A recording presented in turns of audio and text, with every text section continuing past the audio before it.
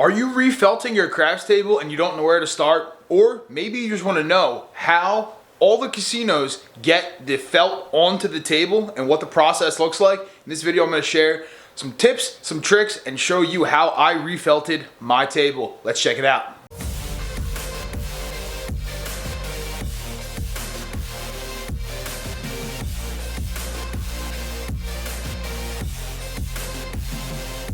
What is up, everybody? Chris with Ice DJ here. Welcome back to the channel. Hope you guys are all doing well. This video, not a strategy, nothing crazy. We're refelting the table. So I know some of you have already seen what the table looks like. I am absolutely obsessed with it. It came out so good, but if you want to learn how to refelt a table, or you're interested in some tips or tricks on how to do it, I've done quite a few of them so far, and I think I have it down to a science, I will say, in my own head. Anyway, this video hopefully can help you refelt your table with ease and relatively quickly. The whole process here of refelting the table took me and my future father-in-law probably about 35-40 minutes, so it was pretty quick. And if you follow these tips, hopefully it'll be as quick for you. I will tell you, it's easier with two people. You can do it by yourself. Let's check it out. Quick checklist of some things you'll need when you are refelting your table. So obviously you're going to need the new felt, whether you buy that at a store, you buy it on Amazon, you get it custom, whatever you do. Make sure it fits the table. So kind of goes without saying, but I know some people will just order one because they think their table's a certain size. Make sure you measure your table so you know what size you get and what size you need. So your felt is correct. Additionally, you may need underlayment or any sort of material you want to put underneath of it. Casinos vary based on what kind of playing surface they have. So based on that, you may want to change your felt. I would recommend making your felt or your table surface something similar to what your preferred casino has or where you play the most. For example, I play hard tables at my local, so my surface is relatively hard compared to other surfaces, but that could include the underlayments could include vinyl, could include felt, neoprene, whatever you use. If you need those supplies, you can look them up online for felt, for vinyl. Like Joann's Fabric's always a good place to go. That's where I got my vinyl that I have underneath. You'll see here, I'm actually putting felt on top of felt for this table because it simulates my local pretty closely. So that's what I'm doing. But make sure if you want underlayment, you do that. And then some recommended items, and then some necessary items. So clamps are recommended. You don't need them, but they make the process a whole lot easier, especially if you're doing it by yourself. But you'll see I have two people doing it, me and somebody else. So, but clamps make it so much easier. So if you don't have them, they're not that expensive. Go buy a couple clamps and trust me, they will save you a lot of time and hassle for that matter. You're going to need a drill to undo screws, obviously, staple gun to staple down the felt. Some people like to use Velcro, so it's easy to change. I will tell you the Velcro is okay. It doesn't get as tight of a pull, though, as stapling does. So I would personally say use staples, but if you really, really want to use Velcro, you can. It's not going to last as long, though. I know that for a fact. But if you want to use it, you can. I would recommend staples.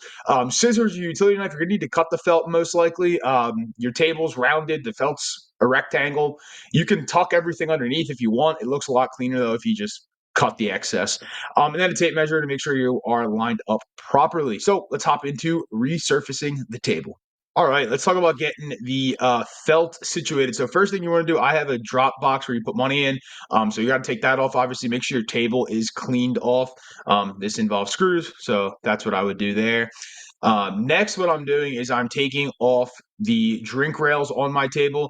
Now, my dog really wanted to help me with this, so she is there pretty regularly. You'll see her constantly come in, but she wants to help me. And then you can see future father-in-law helping me with all of it. So like I said in the intro, I have two people doing it, me and him. So he's going to help me stretch it out, but he's grabbing the screws from my hand so I don't have to get up off the floor. It's nice. It makes it a little bit easier. You could just bring around a pail and make it easier. But look at the dog. Dog wants to be involved. I don't blame her.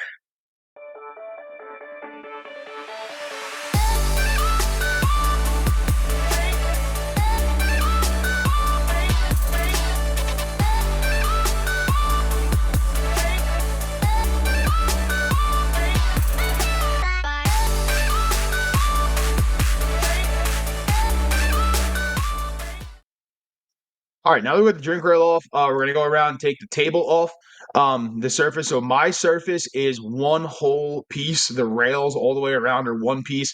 A lot of tables that a lot of people have are multiple pieces, which makes your life a lot easier. Unfortunately, mine is not that easy because I have one solid piece all the way around, which makes it heavy and makes it awkward to carry and hard to fit and move. Luckily, my door frames are big enough. So here is us picking up the rails. You can see they're all one piece right off the table, and we're going to slide them in that doorway that's actually back over my shoulder over there.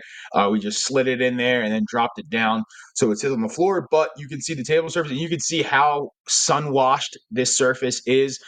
If you look underneath where the rails were, that's the original color of the felt, and obviously the main surface was gray and it was pissing me off, and got a new felt. So get the rails out of your way. Again, if you have multiple pieces, it makes it a lot easier. I do not have that luxury because I have one solid piece. But got a couple chips that fell underneath, so pick those up. My felt that was on this table was stapled to the sides of the table, not underneath. So we were just looking at that, seeing what we were going to do with it.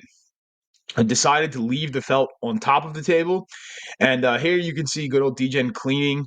My mother would say that she's never seen this before. But yes, I know how to operate a vacuum. And I was cleaning off the surface from any dust, anything like that.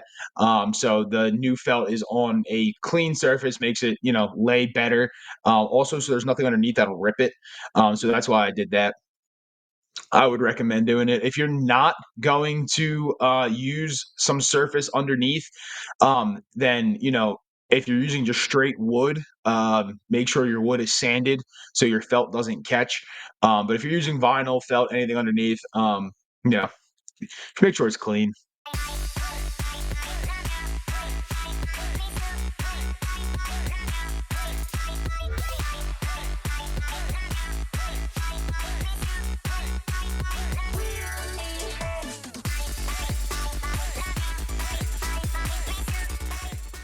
All right, so now this is my new felt, right? Ordered it from Casino Supply. I can put it in a link in the description. What this is let me pause this real quick before I go into more details. I can tell you about the felt. So the felt, it's a 12-foot felt, because that's what my table is, 12 foot. I did order the custom artwork, obviously, which is custom. So adds a little bit more, but I designed what I wanted on the felt. You can see half the side is traditional craps, the other side is crapless. So I could use both sides of the table and do different things based on what I want to do. But this is a custom felt. Again, I measured my table to make sure this would fit.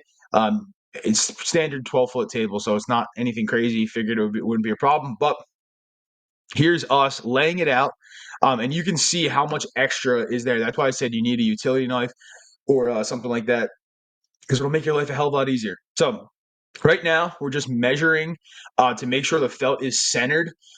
It's important to make sure it's centered from the start, because then when you stretch, you want to stretch from a place that's center, not try to center it while you're stretching.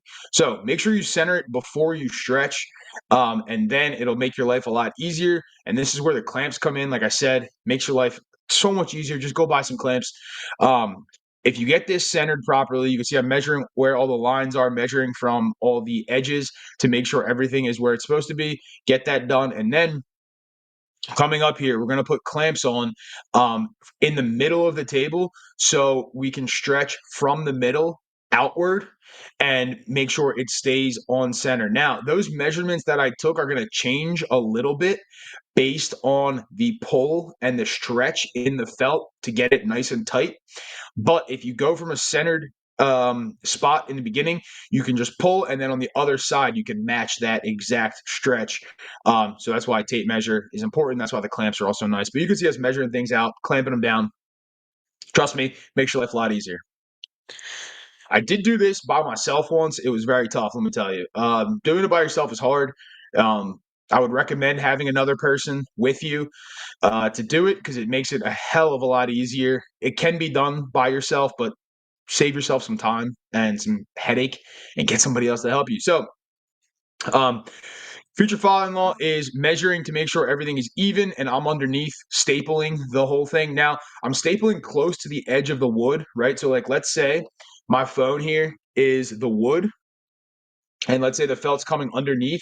I'm stapling it close to the edge, leaving the excess over here, and then I will go afterwards and cut the excess off. So I don't want a ton of felt underneath the table, so I cut off the excess. So another thing here too is when you're doing it, right? If you clamp it from the middle and you come down one side, it's gonna lead you off. So what I would do is I would staple, like, let's say 3 to 5 staples on one side, flip back over to the other side and go down that side and do it kind of uniform all the way down. It'll make your felt stretch a lot better and a lot easier. And it'll keep you very uniform, and you don't have to worry about like the top of your felt stretching one way, the bottom going the other way. It'll keep you nice and even. So pro tip there, go down one side partially, come down the other side, and you can go from there. Now, some tables like mine have the cutout in there where you can see me there now. I'm cutting the felt so I can get perfectly around that cutout. Some tables don't have that, so you don't have to worry about it. If you do, it adds an extra step. Again, just be careful, be mindful, don't cut too much. And if you're careful with this and you take your time, it's going to look really good. So instead of trying to rush through it, just take your time, make sure you do it right, and you won't have to worry about messing anything up.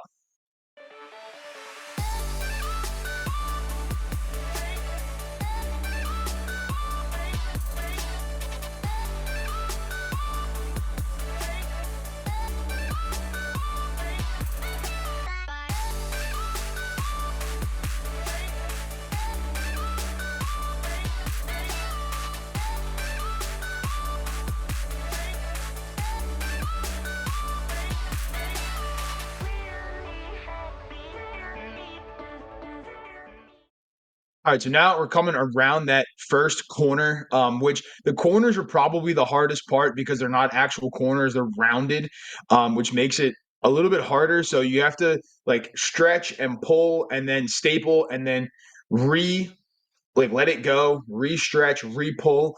So you get nice, clean, no wrinkles, nice and even. So the corners are the hardest part. The rest of it isn't too bad. So just make sure your corners look good. And like I said, if you come down the sides first and then come to the corners to the edge of the table, it makes it so much easier. So that's what I would do. Now I'm going to show you the one side. I'm not going to show you the other side because it's the exact same thing. I did the exact same thing there. On the other side, so now you can see, I'm going to pause the video right here. You can see both sides are done, right? The felt is completely stretched out. I have the white, you can see the white there a little bit. That's because of that alcove that my table has on the left side of the screen. So if I didn't have that, there wouldn't be any white on the sides. It would be all black, but that's going to be hidden by the rails anyway, so you don't have to worry about it. But you can see what it looks like, how nicely it's stretched. It's perfectly even, not a single wrinkle throughout the whole table. So again, use clamps, make sure you're measuring things, and I would highly recommend having another person to help you. So again, didn't show you the other side, but it's the same exact process. Um, let's put the rails back on. So we're going to do that. And then I don't have video of me doing it because I'm underneath the table, but after I put the rails back on, so after this rail went back on top, before I screwed everything back in, I went underneath with a utility knife and cut all the excess fabric. So I left maybe about half an inch to an inch on top of where the staples are, just because I wanted a clean look. I didn't want, felt hanging down from the table. So I left about half an inch to an inch. You can see here, just dropping the rails down, making sure it fits, and nice snug fit, and it looks really good.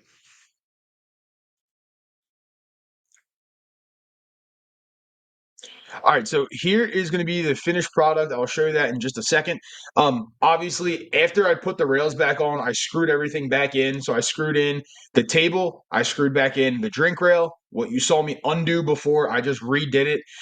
So not going to show you all that kind of stuff again. You don't need to see me playing with a drill. But ultimately, once the rails went back on, screwed everything back down. So now I'm just showing you what the felt looks like with everything screwed back down.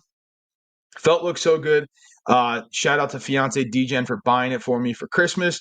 And we got our inaugural roll on the craps table. Let me move me. Bada bing. It actually was an ace deuce. All right, so that concludes how to restretch your felt. If you have questions, drop them down in the comments, or you can shoot me an email at dicedgn@gmail.com. That is the final look of the table. In that alcove there where you see that kind of green color that was still there, I'm actually building a custom chip rack that's going to go in there that's going to display all of the other content creators' chips that I have. So if I don't have your chip or you don't have my chip and you want it to be on the rack, let me know. I'm in the finishing stages of putting that together, and I want to put that up on the table, and it's going to cover everything there. It's going to look so nice. Can't wait to see it. I will do a video on what that looks like as well. But again, if you have a chip that I don't have and you want me to have it, drop me an email and I'll give you my address. And if you don't have one of my chips, I can send it to you as well. But hopefully you guys enjoyed the video of how I stretched the new felt onto the table. Again, if you have any questions, drop them in the comments or shoot me an email, which is also down in the description. Hopefully this helps you. I love you all. Don't forget you all have a little DGen in you. And I will see you all very, very soon. Peace.